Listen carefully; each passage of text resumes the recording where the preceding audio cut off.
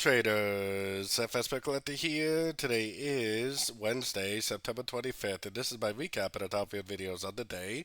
And the US dollar came in number 1 today, so we're going to do a quick recap on the 1 hour time frame.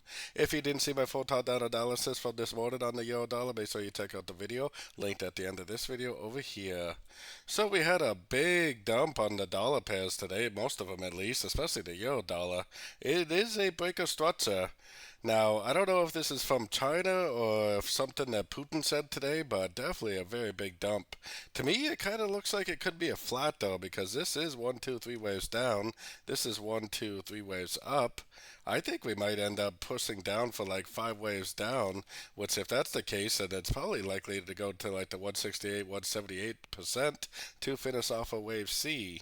So for now, especially with the breaker structure and the big dump, I would be looking for shorts, while hopefully we learn and earn whether this really is a wave C of an expanding flat or not.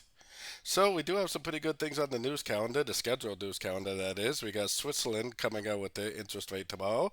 They are planning on lowering interest rate 25 basis points. And then the US dollar has unemployment claims and GDP, which is the big news. The rest of this stuff is probably not a huge deal. Even the power speech is not a real power speech, it's actually just a pre-recorded thing. But anytime power is on the news calendar, it definitely could do something. So we got some things to look out for tomorrow for the Swiss pairs and the US dollar for sure. So anyways, don't forget to join my free Discord channel, which is linked down here in the corner. And as always, thank you and happy trading.